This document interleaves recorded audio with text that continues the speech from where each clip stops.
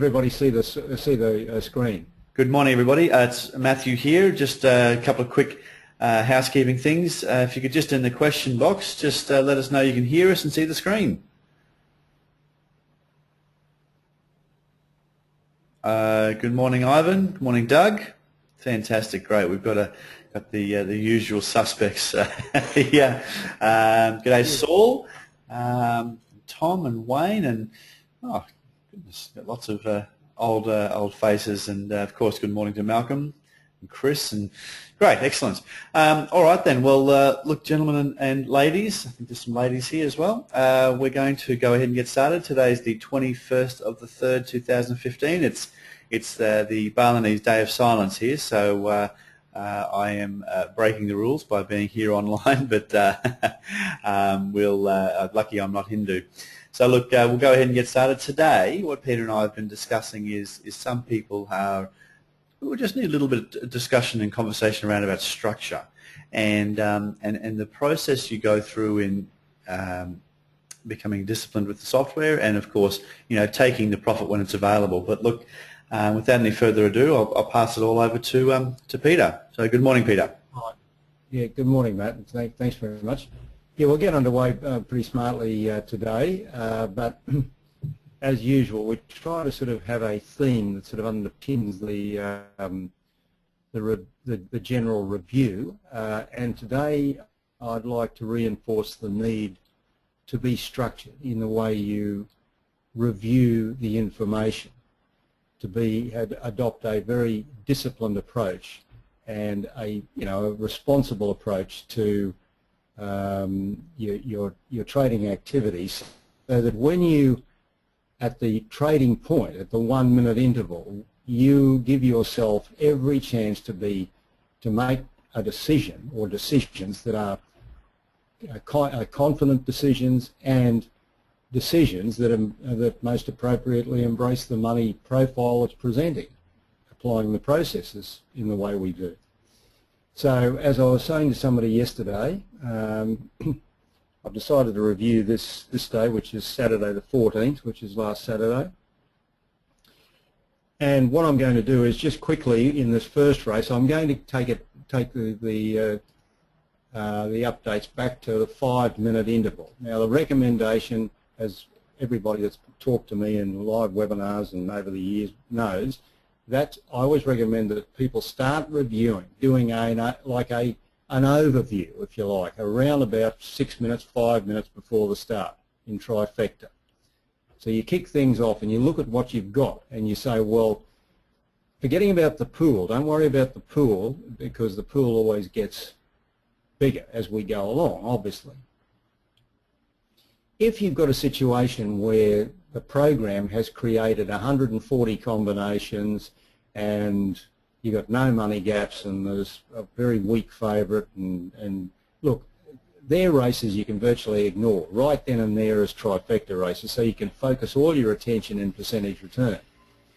But if you've got a situation like you have here, where, and let me just unlock the selections, where the percentage groups have given you only a small number of combinations, you've got workable money gaps that can define limited groups for first and second, such that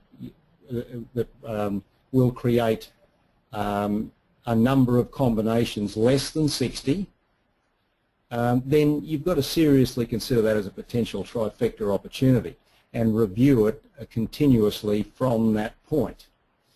And so when you recognise a potential trifecta opportunity such as we see here, I recommend you make them money gap selections that are appropriate at that point. So what we'd be doing, of course, is bringing first down to there and bringing third down to there, right? That's in response to what's on display at the 5 minute interval. Now you can, once you've done that, you can then go over to percentage return and see what's going on there. Like you can, I won't do it because, well, yes, I will, actually, I will. You go to percentage return and you do the same, you do the same sort of quick assessment and you say, right, what have I got? I've got number 9, the favourite. It's a strong favourite. It's got to go in any trading group I've got. These are the 3 runners that are attracting the most serious money, defined by the separator. So that's got to be my trading group at this point.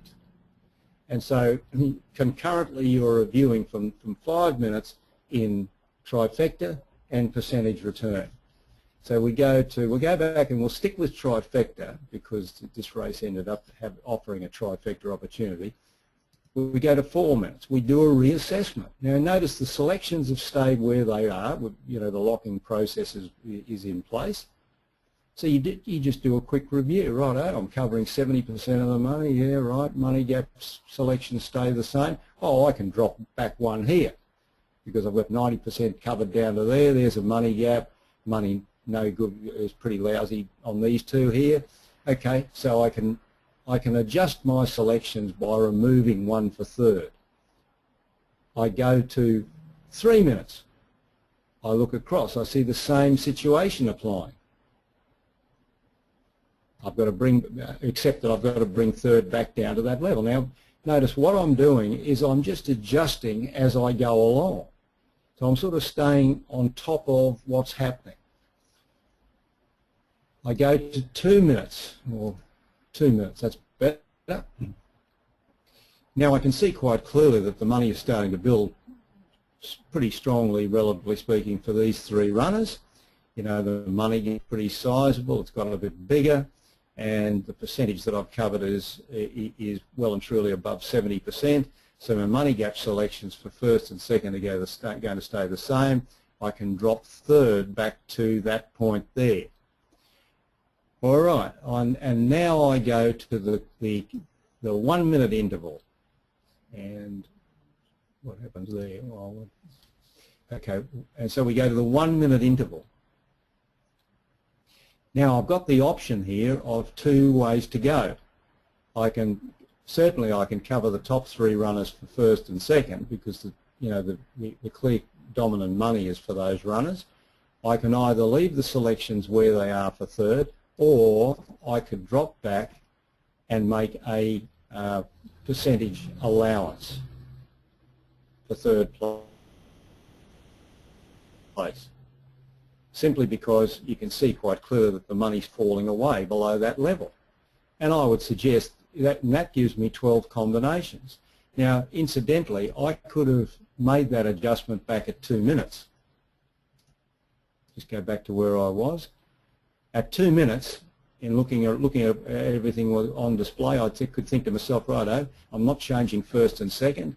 I see that the money's starting to fall away on these runners. Money gap there, percentage inside of 86.5.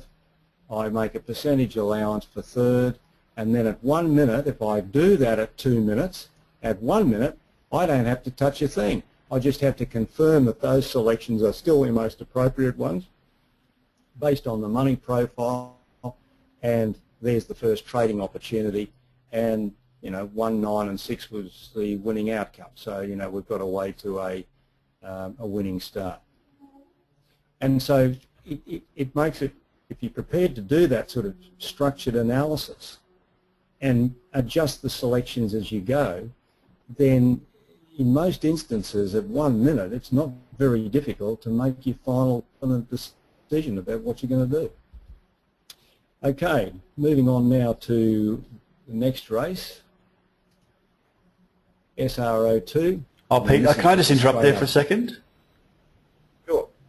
Pete, just for anybody who's new to the webinar, I didn't say it earlier, my job here is to curate any questions you might have. So if you've got your hand up, I'm not going to call on you to ask a question, but what I'd like you to do is go ahead in the question box or the chat box, go ahead and type in your question to me, and I will interrupt Peter unless I can answer it easily straight away. So I've just got 1 or 2 people here with their hands up, Pete, and I just don't know if that's a missed click or a question for the group. So okay.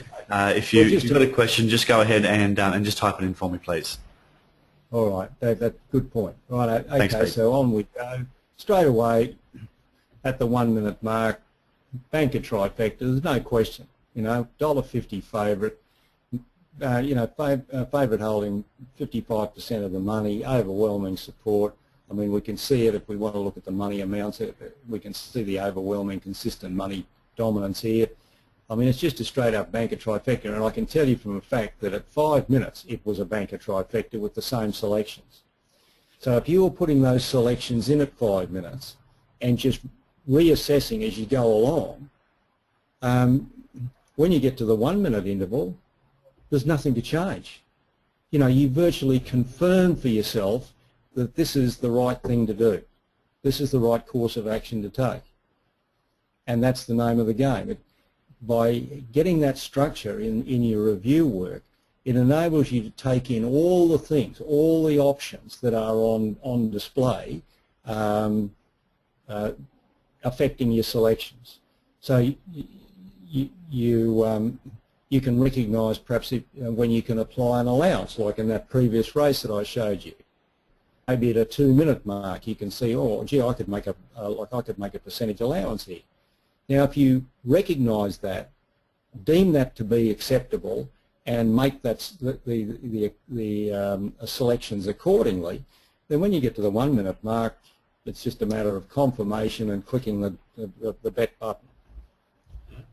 If you, I mean, I guess in contrast, if you sit and wait until 1 minute comes along and then try to take everything in, you're just not going to. You're really making a rod for your own back. Okay, moving on to NRO, into the next. What was it? MRO4, which was the next one. Where is it? Okay, now the basic selections here would have been the top 2 runners first, down to there for second, down to there for third. Now, according to the money presenting at the 1 minute interval, that's more than acceptable. You know, those selections are acceptable, giving us 40 combinations. But if you are using percentage return as your final arbiter as to whether the selections you make, you will see that there, in percentage return, there is no separator at runner 9. So if you'd prefer to make selections based on the strength of money occurring over the last 5 intervals, or the late market money, then I guess the most appropriate selections in trifecta would bring second and third to the same level like that, which is what we've done.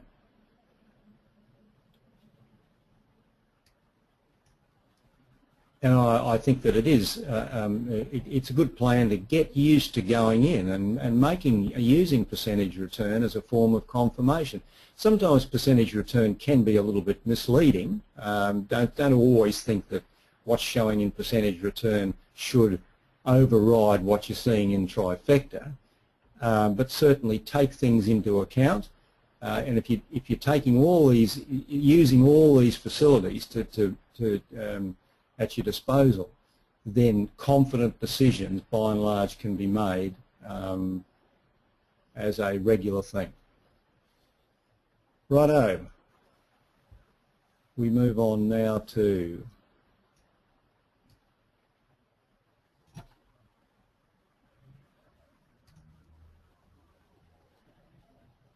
all right, now basic selections here would have been the top 2 runners first, top 3 runners second, down to runner 9 for third. But of course, doing the money gap analysis, as we always recommend, the colour band analysis, we can see that we have runner 13 competitive with runner 10 in monetary terms.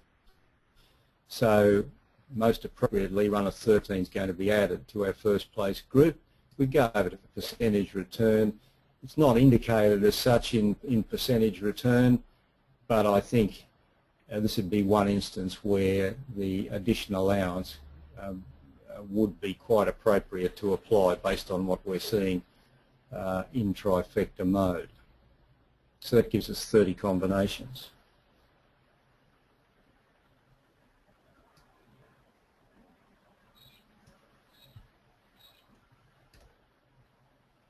Okay, here we go again, another banker trifecta, pretty well straight up and down yet again. $1.70 favourite, 50% of the money. Look at the strength of money for that favourite. I mean, look at the money for the favourite here, number 7. I mean, it's not surprising that it's taken out the prize, because I think there'd be lynchings occurring at the racetrack if number 7 hadn't been successful in this race. And you've got with the minor placing selections, you've got more than ample coverage to accommodate second and third placings. And interestingly enough, you can see why we introduce all these processes, or why these processes confirm themselves as being, logical and effective, these selection processes, because 7, 5 and 4 was the winning trifecta. 7, 5 and look at number 3, the third place getter, number 4, which was right down at the end of our selection group. So by applying the money gap process in its various forms, we can effectively cover like an area of the field that will enable us to pick up these sorts of trifecta outcomes that the average punter at the track is never ever going to work out or bet on. So it just reinforces the validity and the logic behind the money gap process in its various forms. Okay, moving on to the next one. Well, now this is our first percentage return race for the day, and we go over and you can see quite clearly, if I just take the locking device off, we're dealing with 3, which is our weak favourite. Now, quite clearly, the runners most money competitive with 3 would be 8 and 1, so I guess potentially the group that we'd be stacking up against the weak favourite would be 8 and 1. But of course, it's quite clear that those 2 runners together don't hold 47.5% of the money, and on top of that, the favourite's got a number in the WUP column, it's got a negative value in the UDIF column, so of course that means that it's got to be included in the group, and that gives us a trading opportunity with 56% potential proposed return or potential return.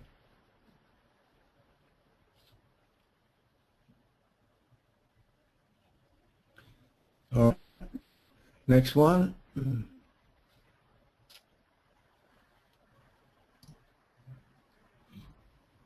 Okay, now here we have a pretty clear-cut situation. Our money gap selections at 1 minute are going to include all runners down to number 5 for first, second and third. And it's quite clear that even though we've created only 24 combinations here and we've only covered 4 runners for the 3 positions, the money profile very much reinforces the justification of that. Look at the strength of money for these 4 runners over the right back. If you take it right back to 6, 5, 4, 3, 2, 1. I mean, there's no question that the optimum selections for first, second and third here are those 4 runners in the group. And look at the size of the money gap that's defining the group, 6.13. I mean, we jumped from $5.20 to $31.90. So, it's sort of confirming that even though we have a field of 9, there are only 4 serious contenders as far as the market's concerned in the running. And sure enough, 5, 3 and 2 was the winning trifecta, and there we have it, 5, 3 and 2 coming from the top 4 runners. Pete, would you, sorry to interrupt, but would you, if somebody presented you with with the 5 being for first and second, and then bringing the third place down to 4, which is the next money gap, what would your comments be about that? Well, I would think that that would just be overcompensation for no good reason except fear of losing. You know, that would be a subjective decision, Matt. I would suggest, because the money doesn't suggest that.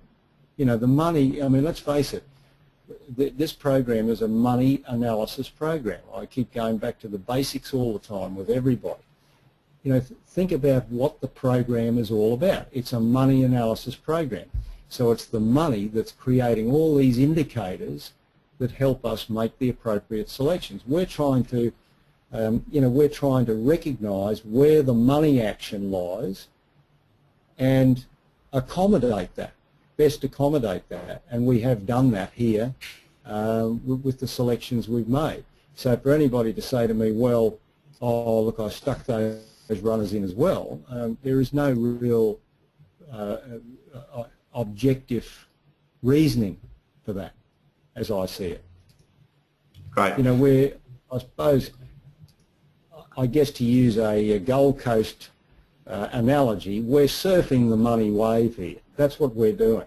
You know, that's what we're aiming to do. We're trying to accommodate the strength of money in races. And there's no doubt that the strength of money lies for these 4 runners here, consistently. Excellent, thank you. So it's not surprising that we've had a winning outcome. No. And that's where the confident decision making comes from. You can't let. You've got to be objective and allow logic and objectivity to override subjectivity in terms of, oh, worried about, you know, I've only covered 4 runners, I'm frightened of losing. Because that's not what the program's all about. You know, we're, as I said, we're surfing the money wave. If objectively the selections present as they have here, then that's the right course of action to take. The other thing that would hearten me about this is the fact that there's $88,000 in the prize pool. It's not just the whims of a couple of random people saying, oh, 1, 3, 2 and 5 are actually worthy of our money and time. It's $88,000. So, you know, of $88,000, 91% of the money has been placed on those 4 horses. That's a pretty good indicator that the market is telling us that those 4 horses, 91% of the money is being bet on those 4 horses for a win. And when you're betting for a win, that's the only chance you've got. So, you know, that's why we don't show the place pools. You know, so when people are looking at for a win here, you go, hang on, $88,000 and 91% of the money is being bet on it. That's a very strong indicator those 4 horses have got something going on. Yeah. So, and of course, if we look down here, it's a race at Flemington. Yeah. So it's not some sort of, you know, 1-horse Berg out the back of Burke somewhere. You know, this is the premium racetrack in Australia. So we're all the creme de la creme of horse fleshes on parade. And I don't think, if I were looking for an example to reinforce, you know, the objective, the necessity for objective review, I couldn't look for a better example than this, because there is absolutely no logical reason why those selections should not apply, as I see it. Excellent. Okay.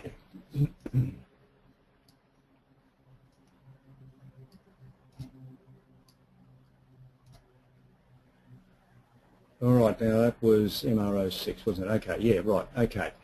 Where are we? Gold Coast is next. Okay, so this was just pretty much a straight up and down, you know, money gap selections.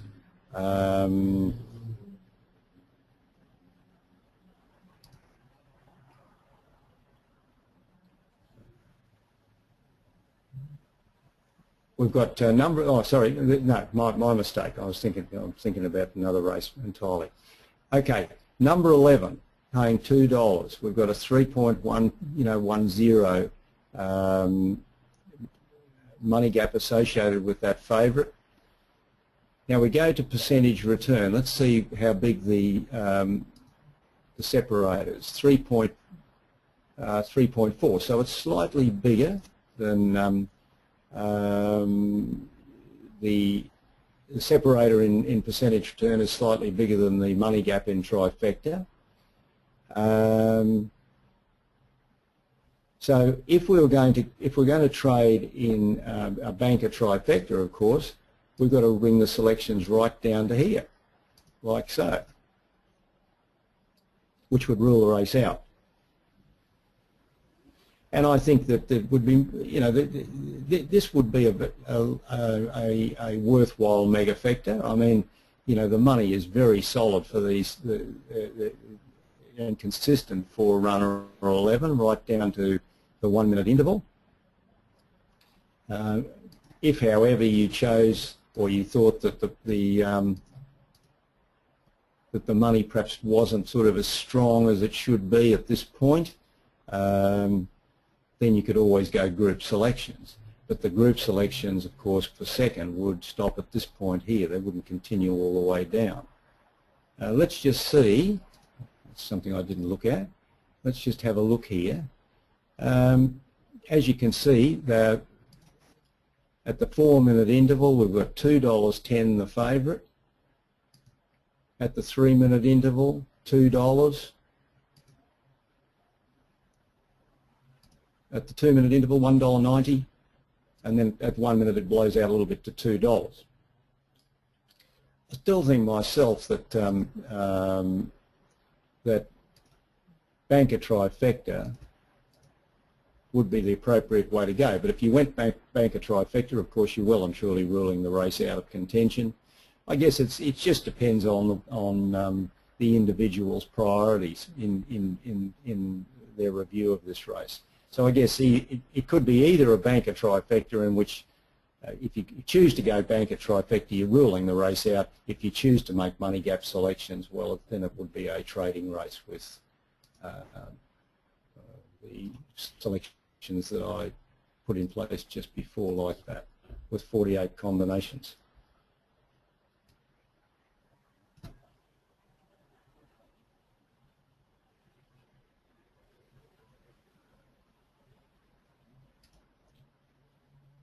Okay, SRO8. Now, as you can see in trifecta, of course, there is a guideline breach right at the 1 minute mark with the selections, the appropriate selections that have been put in place, dollars on top combo. With trifecta opportunity, I'm only saying to somebody the other day that don't fall into be disciplined. Don't fall into the habit of saying, oh, well, you know, it looks pretty strong and, you know, dollars on top combo, that's the only guideline breach, I'll trade the race. That's just being subjective. That's having a punt. That's sort of, that's not applying the processes in the way we recommend that they be applied. You know, fundamental to the operation of this software is the application of the money gap process. When that is effectively applied in its most appropriate manner in a race and a guideline breach or several guideline breaches occur, then that's the program saying forget about it, because the race potentially will not return you the level of profit that you're seeking.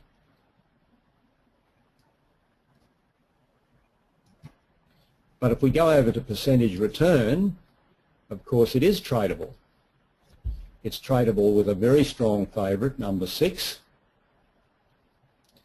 and it's tradable with 6 and 8 as the group, given that we've got a 1.74 separator marking the group, 52.51% of the money held by those two runners together. Look at the strength of money for those runners cumulatively. The money at the 1 minute mark is dominant. It's dominant all the way along for those two runners, no question. That's a trading race in percentage return, but of course a race that's eliminated in trifecta.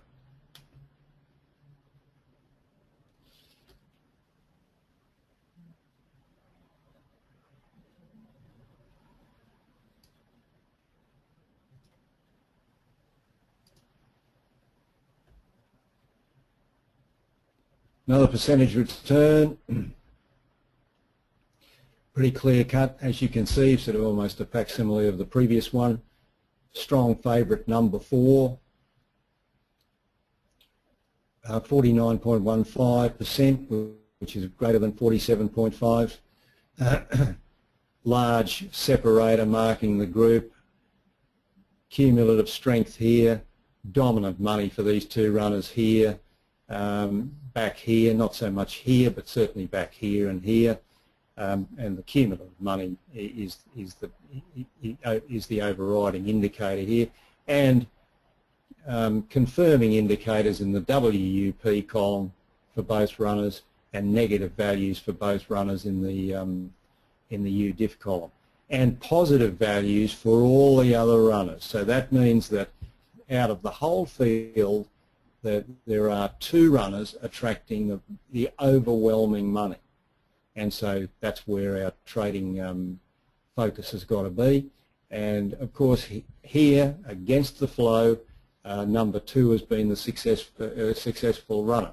So number 2 sitting down here with, you know, a bit of a non-entity, and that's the way it goes. So there's a situation where that trading, the selection of those 2 runners as your trading group is more than appropriate.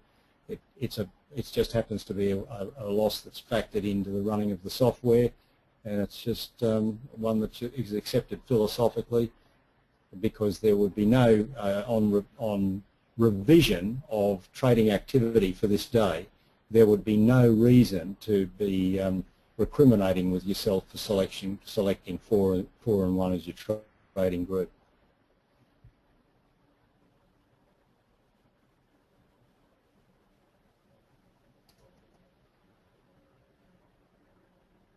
Another banker trifecta.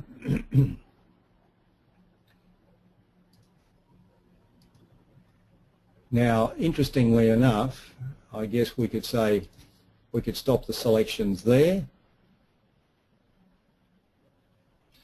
But if we look at the money profile and look to the money profile to give us guidance as to what would be the most appropriate way to go, I'd suggest, given that we've got a basic similarity of money support for runner 9,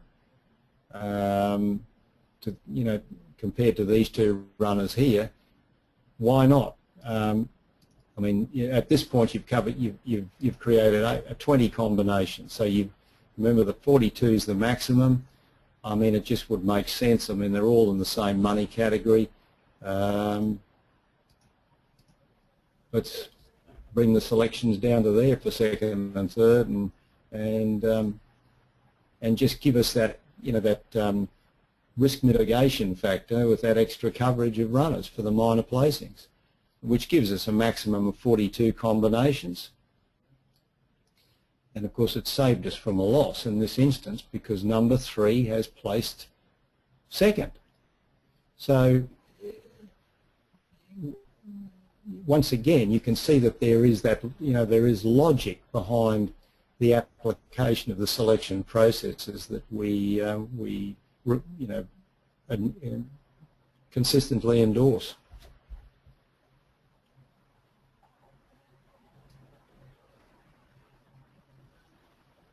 And I think we've got 2 more.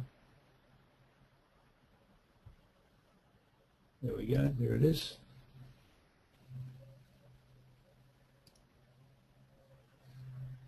Now, here we have a race with equal favourites. Now, as we all know, we don't trade against equal favourites.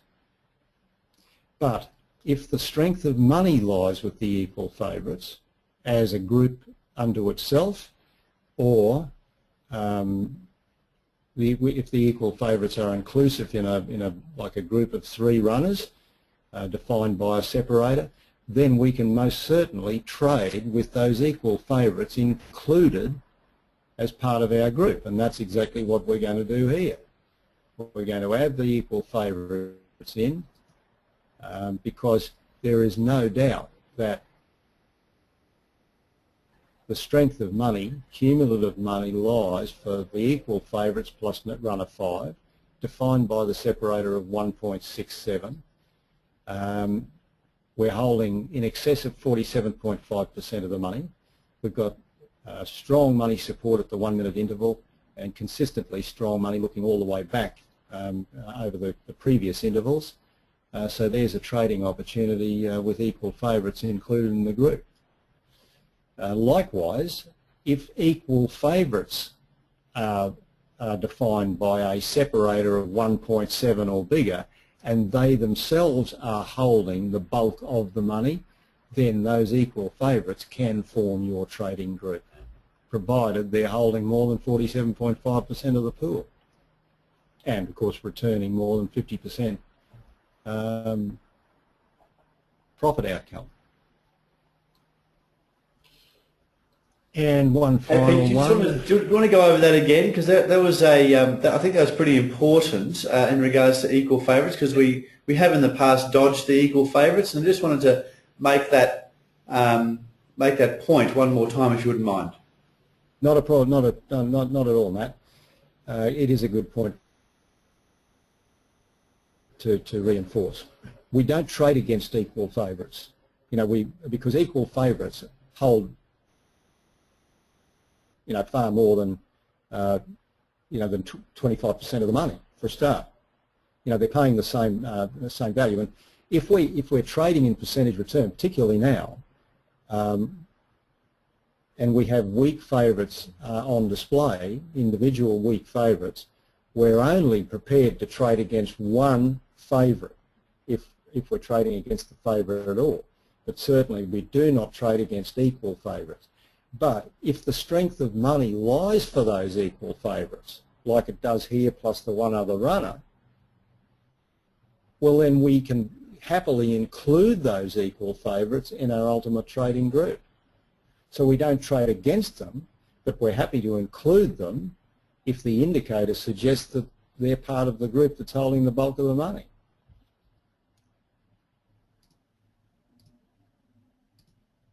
Like so.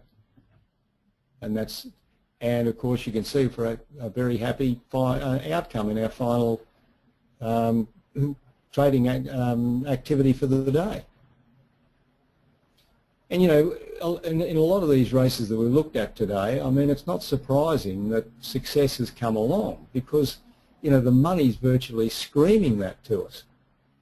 And so once again, we're making selections that best accommodate the money profile in races.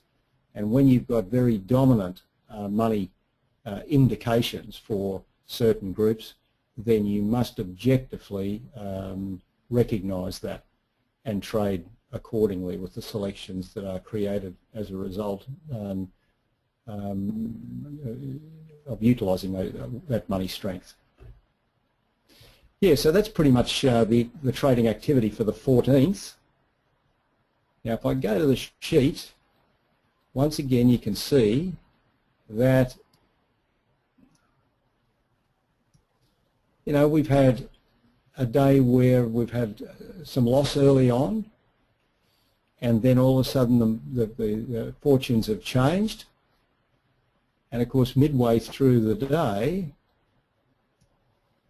we've reached a stage where we're up to this level of profit. So I would suggest, given the mixed bag, like an assortment of losses and wins earlier on, and given the fact that we've recovered from that to reach this level of profitability pretty much midway through the day, that has got to be the time when a responsible trader would be thinking about exiting the program and taking the profit that he's created, given that the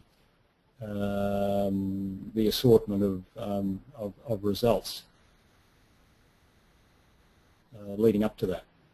So that's really, because as you can see, if you thought to yourself, oh well, I'm not. I'll just finish off here, Matt. Yeah. If you thought to yourself, oh, I'm up to 718, oh, I might be able to double that. As you can see, that wouldn't be the case. If you continued on happily for the rest of the day, you're going to end up in loss, and you can see that with the graph. Look at this. A real fallow period here, but it builds here, builds.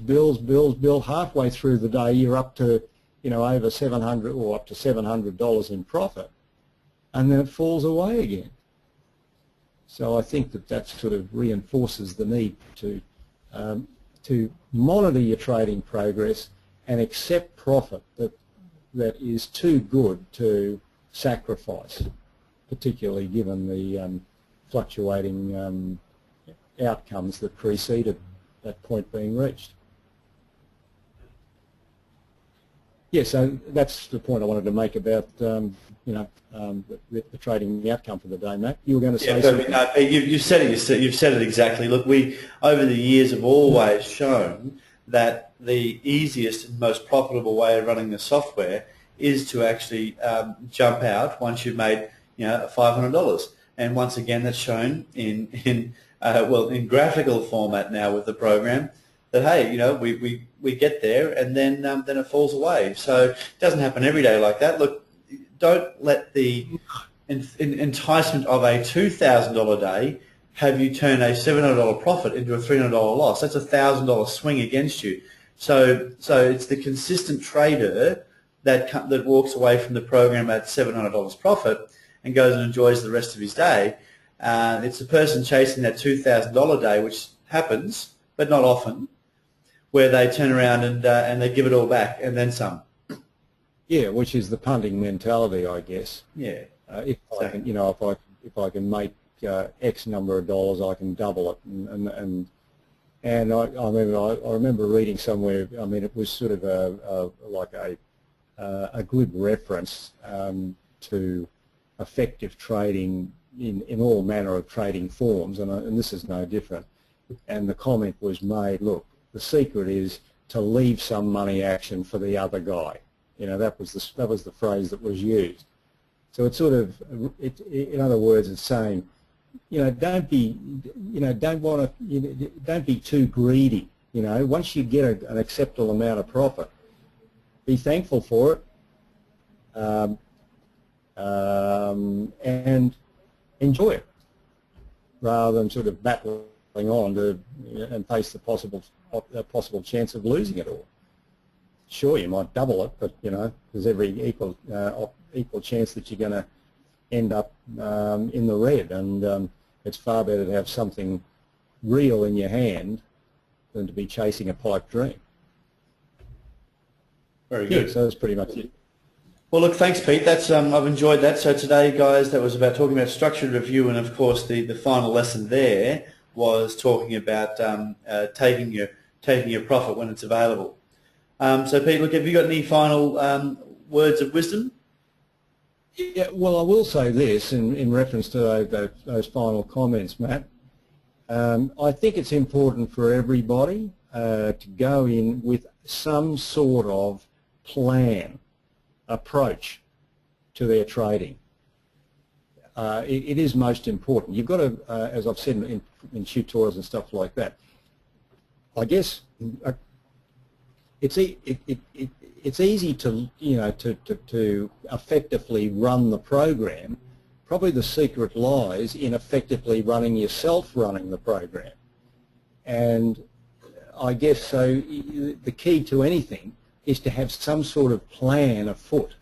If I want to climb Mount Everest, what steps have I got to take to get to where I want to be? I mean, nobody that successfully climbs Everest just says, oh, yeah, okay, I think I'll climb and just walk up the side. I mean, it's all got to be planned out. And so it's a bit like that with this. You say, well, look, I want to accumulate consistent supplementary income for myself. How best can I achieve that? What approach do I have to take to maximise that opportunity? And if you go in with that attitude and think, well, if I get to X number of dollars, amount of money that's, I would think twice about sacrificing, then intuitively that's the time to get out and take it. And if you have that in the back of your head, that can very much assist in achieving the consistent favourable outcomes that we're seeking. Yeah, so that's pretty much it. Very good. Thank you, Peter. And if anybody's got any questions about this, please do email them. So you can email them to, well, basically just hit reply to the, actually don't do that. Email them to Peter directly, or send them to me, or I'll get them to Peter. It's important that if you've got a question sitting there after reviewing this, it's answered, because we don't want anything sitting in your mind that is not 100% clear. So this webinar I'll convert it, stick it up on YouTube and get it across to Chris to put into the support portal today. And so you should be able to review that this afternoon, and Terry will go ahead and email everybody, all the paid customers, probably Monday, with the link to the support portal for this review. And also I just will say to, so just for general information, there is a little audio module now in the training section in the support portal dealing with suggestions for positive approaches to trading. So, you know, it's there to listen to if anybody's interested. I'm sure we will be. What's that called again, Pete? I can't think of what it's called, but it's it comes under lesson 7, I think, Matt, 7, or, yeah, I think it's lesson 7. Okay. But it's definitely there. It's in the training program sequence. Yeah, that's right. It's because Pete's going through and redoing all of the training with the most recent ideas and proven strategies, and also reviewing it because of the IQ Pro change and all those sort of things. So if you've not done your training for a while, if you're not making the money that you want to make, please go and review those. Even if you are, well, the thing is, the people who are making the money they want to make, they're going to go ahead and do it anyway. So there's the difference, everybody. So if you're not making the money and you go, oh, no, I know what that button does. Well, you know what? The people who are making the money they want to make, they're going to do it. I know that. I speak to people who are very successful with the program, and I say, oh, look, you know, we've been uploading some new training. Oh, yeah, I know. I saw it. I've reviewed it. These people don't, they do the training because they know it's important. So that's something to you guys to think about, and if you're serious, then you can take that action and go ahead and review those in the support portal. Yeah, so that's pretty much it, folks. I hope that you've got something positive out of today's discussions, and I guess we'll reconvene in a couple of weeks' time. Very good. Thank you, Peter. You're more than welcome, Matt, and you can now resume your vow of silence. Indeed, yes. I'll be very... what was the word you used earlier? Reverential. Yeah, so reverential is reverential. The word for the day. One thing that I always get out of Peter is a vocabulary lesson. So I think what you should do is do the whole Monty and get a cassock, or walk around with a cassock. Well, like I've already got the Friar Tuck sort of haircut, sort of my head. Very good. All right. Well, on that bit of levity, everybody, goodbye, and I'll see you and enjoy your trading today, and we'll see you all in 2 weeks. Yeah. Thanks, Matt. Goodbye to you. I'll be talking to you during the week. And goodbye, everybody. Enjoy the rest of the weekend, and we'll catch you back here in a couple of weeks' time. Bye now. Very good. Bye.